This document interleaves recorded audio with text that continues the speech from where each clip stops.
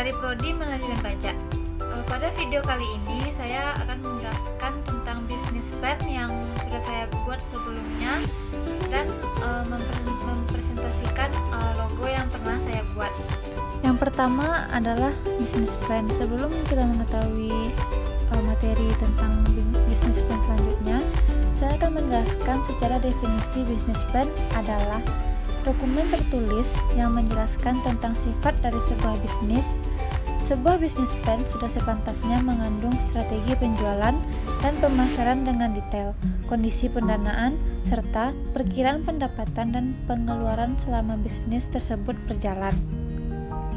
Bisnis plan juga memuat tujuan atau goals yang ingin kita capai, serta cara-cara untuk memastikan tujuan tersebut bisa tercapai dengan baik. Selain itu, bisnis plan juga merupakan peta jalan atau roadmap yang memberikan arahan jelas tentang bagaimana sebuah bisnis menjawab tantangannya yang akan timbul di masa depan. Jadi dari definisi di atas dapat disimpulkan bahwa bisnis plan adalah sebuah dokumen yang menjelaskan tentang bagaimana bisnis yang akan kita bangun, lengkap dengan rencana tujuan apa saja yang ingin diraih dan strategi untuk meraih tujuan tersebut. Latar belakang dari bisnis plan ini, bagi para wanita muslim yang telah berhijab, pasti tidak asing dengan baju-baju muslim seperti gamis dan kerudung. Saat ini, kerudung dan gamis tersebut sudah banyak dikembangkan oleh para desainer. Di Indonesia sendiri, 9 dari 10 wanita Indonesia memakai jilbab setelah dilakukan survei di beberapa situs atau majalah jilbab. 7 dari 9 wanita berhijab menginginkan model berhijab yang tidak monoton. Hijab yang tidak monoton tersebut adalah bentuk ekspresi dari pribadi wanita yang mengenakannya. Ekspresi tersebut antara lain menunjukkan pribadi yang fun, girly, atau bahkan gotik. Namun, kebanyakan dari wanita tersebut sulit untuk menemukan jilbab yang berkonsep tersebut. Melihat keadaan di Indonesia sekarang dengan maraknya busana muslim yang banyak menggunakan motif, semisal saja jilbab yang menggunakan motif bunga, tokoh kartun, dan simbol-simbol yang menunjukkan keindahan alam. Tujuan dan manfaat dari bisnis plan ini.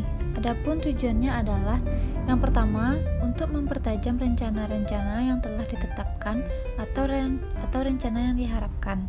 Kedua, untuk mengetahui arah dan tujuan perusahaan. Ketiga, sebagai cara untuk mencapai sasaran yang ingin dicapai. Dan manfaatnya adalah yang pertama, untuk mengawali sebuah bisnis atau usaha. Yang kedua, untuk mencari sumber dana. Yang ketiga, membuat bisnis lebih fokus dan terarah. Dan keempat, memprediksi masa depan. Dan yang kelima, untuk menaikkan level bisnis. Selanjutnya adalah rencana pemasaran. Yang pertama, kita harus melakukan persiapan, yaitu dengan membeli alat dan bahan. Diusahakan mencari tempat untuk membeli bahan dengan harga yang relatif murah dan bahan berkualitas bagus. Yang kedua, mendesain jilbab dengan motif budaya Indonesia dengan konsep fun, girly, dan gotik. Selanjutnya, pemasaran. Tahap pemasaran ini bertujuan untuk memperkenalkan produk kepada konsumen sebagai sebuah produk baru. Langkah yang dilakukan dalam tahapan pemasaran ini adalah promosi dengan cara menggunakan media online serta melakukan promosi dengan menyiapkan selebaran yang diberikan kepada masyarakat. Selanjutnya, pelaksanaan usaha.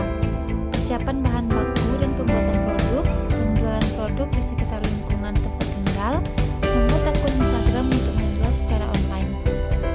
Selanjutnya adalah wilayah pemasaran. Wilayah pemasaran ini bisa kita melalui media sosial atau penjualan secara online dan di Gor Haji Agus Salim Padang. Analisis SWOT pada bisnis plan ini. Yang pertama, strength atau kekuatan. Harga yang tidak terlalu tinggi dan terjangkau, menjual berbagai model dan hijab yang berbeda dan memiliki ciri khas sendiri. Yang kedua, weakness atau kelemahan. Banyaknya pesaing, bahan baku yang cukup mahal sehingga kesulitan untuk menentukan harga hijab yang murah. Ketiga, opportunities atau peluang. Banyaknya konsumen karena bisa dipastikan bahwa semua orang ingin tampil dengan fun, girly, dan gotik pada zaman sekarang ini.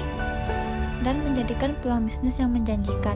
Yang keempat, threats atau ancaman. Banyaknya pesaing yang semakin meningkat, kurangnya kepercayaan konsumen, dan persaingan harga. Selanjutnya, logo pada usaha yang saya buat. Dengan membuat logo seperti ini, saya mengharapkan usaha yang saya jalani ini bersifat suci, bersih, dan orang-orang yang menggunakannya bisa mendapatkan kenyamanan atau bisa sebagai media pembelajaran diri untuk menjadi lebih baik lagi.